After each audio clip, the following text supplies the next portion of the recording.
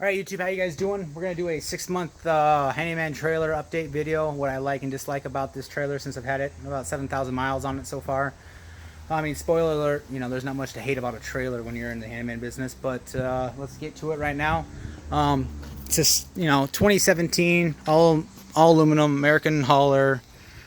It's got tandem 3,500-pound Dexter axles. I've had some flats with this trailer, so it's crazy. 4 flats so far this year, so this 6 months anyway.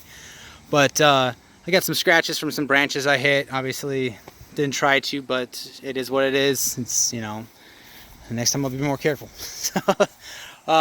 Tri-beam bar up front. That's one of the selling features. Is more stable, more structure support.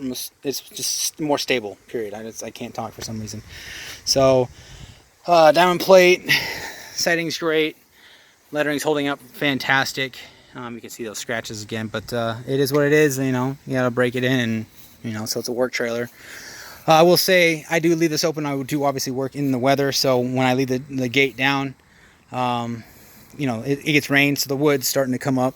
You can see, which I'm planning on replacing the wood anyway. I'm gonna rhino line it, paint it with rhino liner textured adhesive paint, whatever you want to call it. They sell it. It's like $80 a gallon, but it's gonna pretty much last forever unless I bang it up and shoot nails through it or whatever. But I will say there's missing some nails here, or screws, but this thing's gonna come apart. I'm gonna replace a piece of wood. It's so easy to replace it. They're made to be replaced, really. I mean, it is what it is.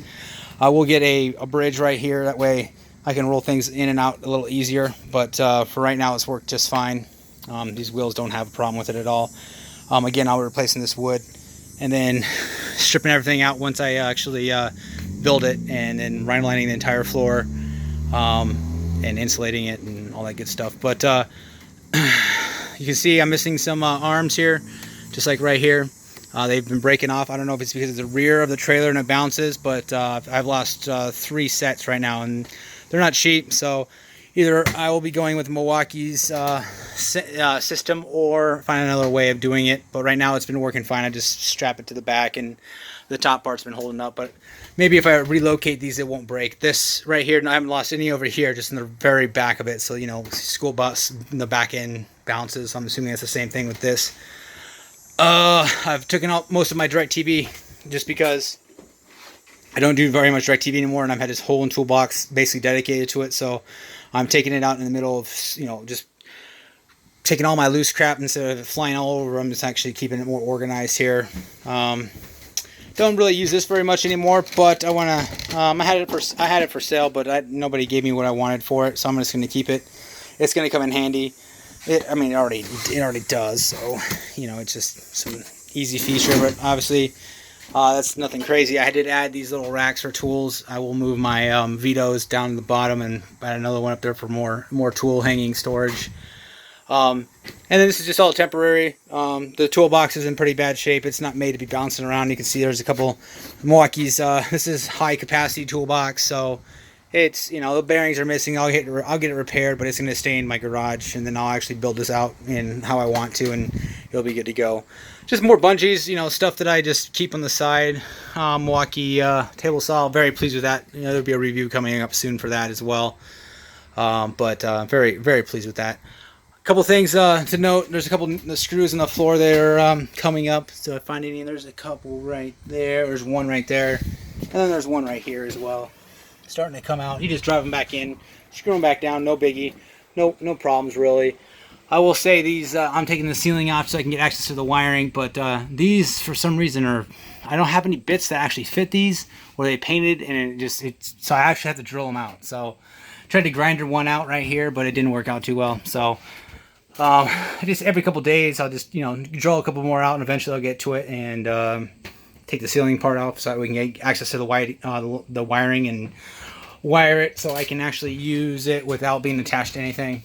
This is my 118-inch track. I just put it up there just for now. It's out of the way. I'll be using the ceiling for more storage later on, but that's basically it. As far as what's going on, this is kind of what it looks like right now.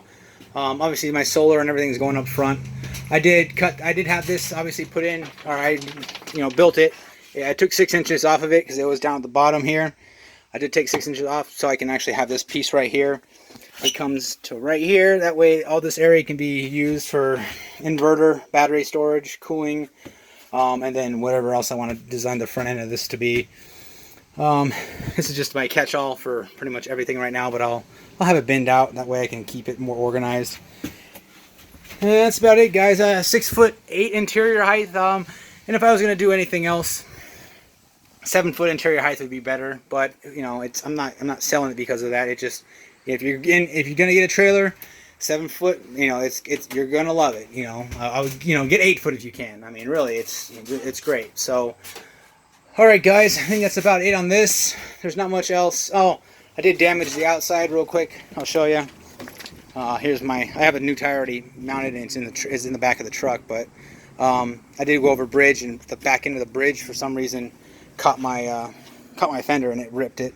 So this wasn't a blowout, but this was just a $150 mistake.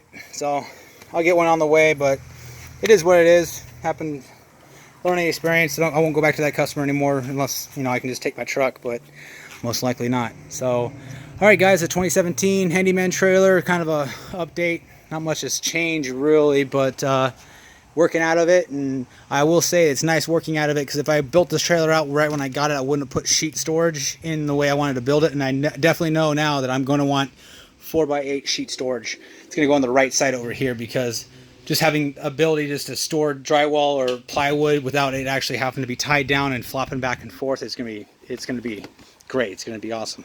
So like and subscribe, guys. Hit up my Patreon page. I'll link it in the description. Have a great day.